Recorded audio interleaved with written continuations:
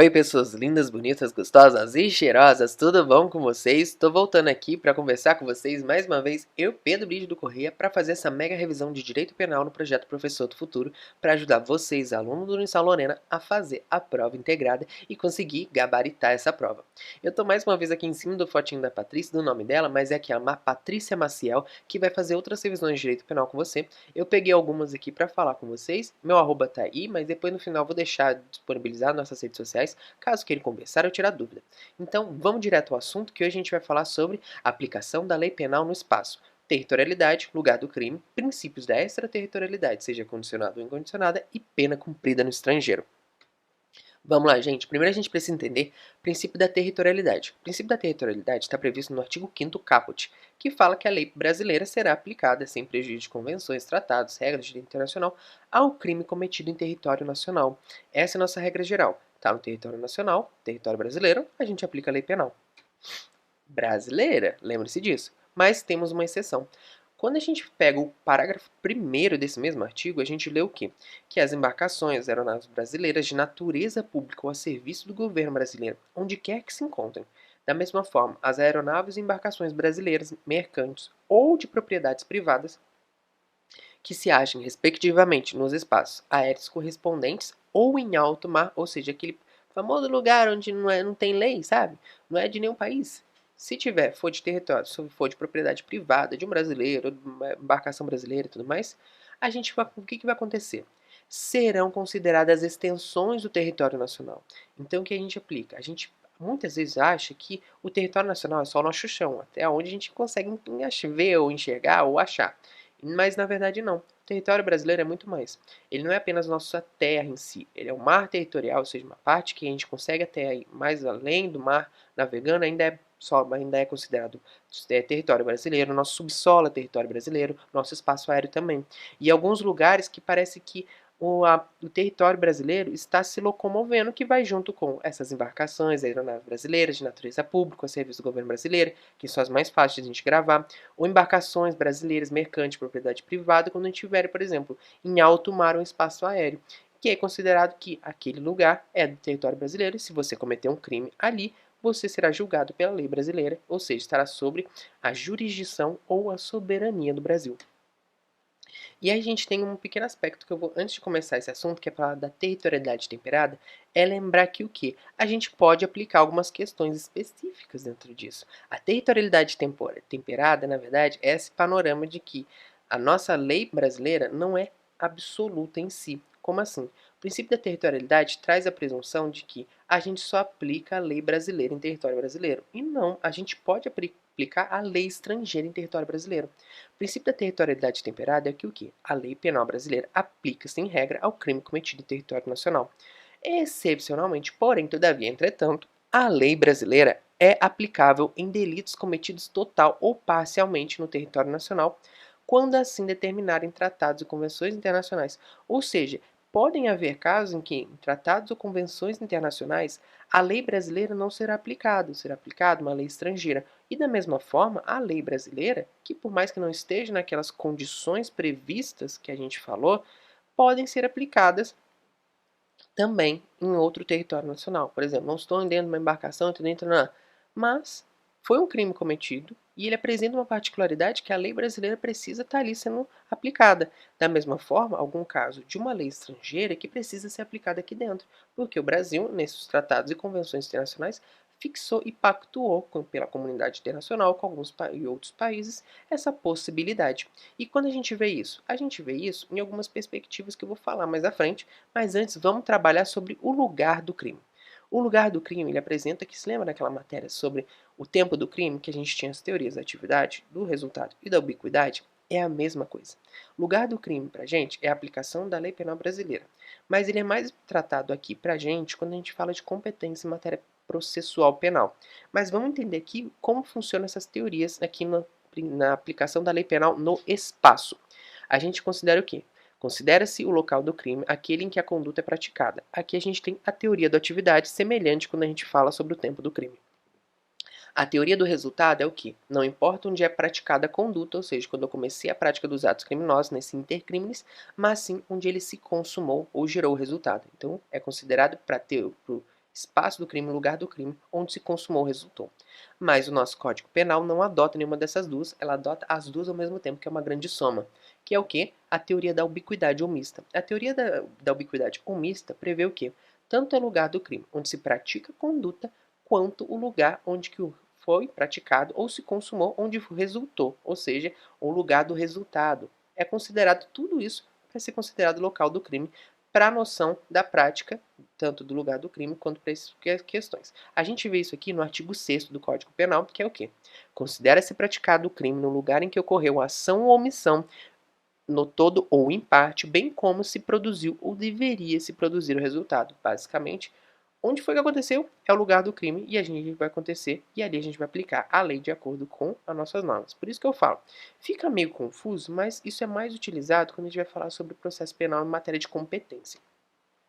Aí aqui a gente vem com aquelas questões. Lembra quando eu falei da territorialidade temperada? A gente tem esse pequeno aspecto que é o artigo 7º, que é o quê? A extraterritorialidade incondicionada prevê que o quê? A extraterritorialidade está prevista no artigo 7º, em especial no parágrafo 1º. O inciso 1º deles nos traz uma pequena noção, que a lei brasileira, para ser aplicada, não depende de preenchimento de nenhum requisito. Como assim? Se lembra que eu falei que a gente pode aplicar a lei penal brasileira em outros locais, mesmo que não esteja mesmo aquela extensão do artigo 5º, parágrafo 1º, que prevê algumas extensões na nossa territorialidade, da soberania do país? Então, se a pessoa não estiver nesses locais, a gente pensa, então, não aplica a lei brasileira. Não. Tem casos específicos que a lei brasileira pode ser aplicada lá fora, que são quais? A extraterritorialidade incondicionada prevê isso, que não existe uma condição, basta que aconteceu aquilo que vai ser aplicada a lei brasileira. Esses casos são quando se atentar um crime contra a vida ou a liberdade do presidente da República, contra o patrimônio ou a fé pública da União, Estados, Distrito Federal, municípios, território, empresa pública, sociedade de economia mista, autarquia, fundação instituída pelo poder público. Basicamente, os entes da federação, da administração direta ou indireta. Da mesma forma, a gente tem contra a administração pública por quem está a serviço, ou seja, quem está a serviço público da administração pública também será aplicada a lei penal brasileira, independente de condição. Da mesma forma, a gente tem no caso de genocídio ou quando a gente for brasileiro ou domiciliado no Brasil. Aí a gente tem algumas questões que é a extraterritorialidade condicionada. Por isso que eu falei, a territorialidade, por mais que ela seja que ela tenha esse aspecto de, não, só vai aplicar a lei brasileira no território brasileiro, tem a territorialidade temperada, a extraterritorialidade é essa exceção, esse externo, ou seja, se expande a lei brasileira para outros casos. A condicionada, pelo próprio nome diz, é o que? Há uma condição para aplicar a lei nacional fora do país. Primeiro a gente tem que ver as hipóteses. As hipóteses são, inciso 2º do artigo 7º, que, por tratado ou convenção, o Brasil se obrigou a reprimir, ou seja, quando a gente fala de um crime que o Brasil se comprometeu internacionalmente a impedir que aconteça, praticados por brasileiros, praticados em aeronaves ou embarcações brasileiras, mercantes de propriedade privada, quando em território estrangeiro e aí não sejam julgados. Ou seja, basicamente pegou um finalzinho, um trechinho do parágrafo 1º do artigo 5º e acrescentou mais duas casos, que ser brasileiro e ter tratado convenções brasileiras, tratados ou convenções internacionais que o Brasil se obrigou a reprimir. E aí que vem as hipóteses, dentro dessas hipóteses, as condições. A condição, basicamente, está prevista no parágrafo 2º do artigo 7º, que fala o quê? Não basta apenas acontecer as hipóteses. Tem que cumprir essas seguintes condições para tudo isso acontecer. Primeiro, o agente tem que entrar em território nacional. A gente não pode fazer ele cumprir aplicar essa pena ou julgar ele fora do país. A gente tem que aplicar aqui dentro quando ele entrar aqui dentro. Se for o fato punível também no país que ele foi praticado, ou seja, não adianta nada aqui ser considerado crime, mas onde ele praticou não for. Da mesma forma, estar o crime incluído naqueles pelas quais a lei brasileira autoriza a extradição. Se não tem a extradição, não faz sentido acontecer isso, porque ele precisaria vir para cá para cumprir a pena e ser julgado pelo devido processo legal. E o que acontece? Uma dica é, crimes políticos são os únicos que não acontece extradição. Não são os únicos, mas são as exceções mais fáceis de você gravar quando a gente vai olhar essa matéria em direitos políticos, na matéria de direito constitucional. Grava isso. Crimes políticos não são considerados para extradição. E aqui a gente tem não ter sido agente absolvido no estrangeiro e não ter aí cumprido pena. Ou seja, além disso tudo, o agente não pode ter sido absolvido, então não faz sentido lá ele ter sido absolvido e aqui não. Ou da mesma forma, lá não faz sentido ele cumprir a pena e aqui cumprir? Não pode. O Brasil está excedendo a sua soberania e sua competência de jurisdição. E por fim, não ter sido o agente perdoado no estrangeiro ou por outro motivo não estar extinta a punibilidade, segundo a lei mais favorável. Ou seja, se a gente parar para ver, se lá fora ele foi perdoado, que a gente tem o perdão judicial e outros tipos de perdão, e da mesma forma ter sido excluída a sua punibilidade, para que eu vou continuar querendo aplicar a lei brasileira? Ah, mas no Brasil não está previsto, mas lá está. E lá onde ele praticou, a gente também não pode exceder essas questões. É permitido? É, mas se cumprir todos esses requisitos. Aí a gente aplica. Esse é o conceito da extraterritorialidade condicionada. Por fim, a gente tem a pena cumprida no estrangeiro. A pena cumprida no estrangeiro é bem simples. Você lembra que eu falei que pode a pessoa ser julgada? Então, se a pessoa preencheu todos esses requisitos, então ela pode ser julgada, que é a extraterritorialidade condicionada. Preencheu todos os requisitos, não sofreu, é possível a extradição, foi brasileiro, está em território nacional, não foi perdoado, não sofreu causa de exclusão da punibilidade, não foi absolvido, a gente pode aplicar a lei brasileira. Mas a gente tem umas questões específicas. Para não gerar bis in idem, o STF reconhece que, tá bom, acontece bis in idem, acontece, mas a gente ainda precisa aplicar a lei brasileira. Tem dois casos específicos que a gente vai olhar no artigo 8º do Código Penal, que é o quê?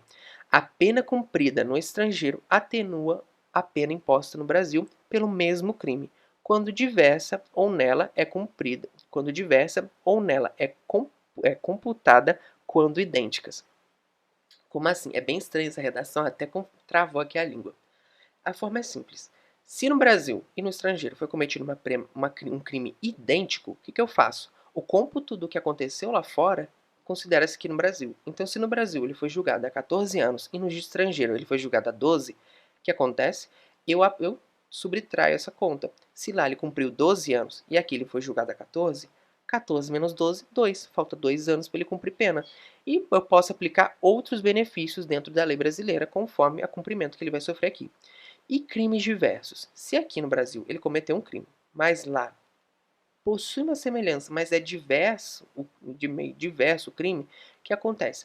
Eu pego essa pena lá de fora e não faço no cômputo da pena, mas sim eu considero para casos de atenuação, ou seja, é uma atenuante. Então, mas ele cometeu aqui no Brasil, não tem direito a nenhuma atenuante ou causa de diminuição da pena. Mas por lá no estrangeiro ser um pouquinho semelhante, não ser idêntica, ou seja, ser um crime diverso, possibilita o quê?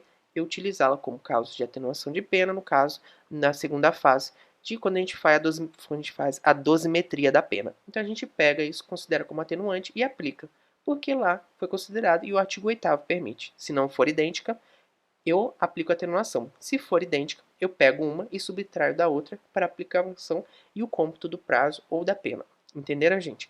É bem simples, é bem resumido. E o que acontece? A gente já está fazendo essas grandes revisões. Eu peço para vocês sempre se atentem ao Código Penal nessa parte.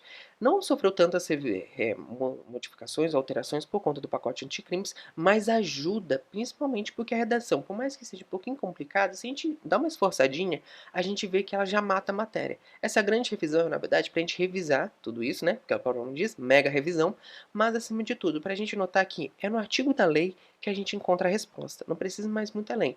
Às vezes precisa ali entender um pouquinho do princípio, mas entendeu o princípio, foi na lei, você já fez uma revisão, já está pronto para a prova. Tá bom, gente?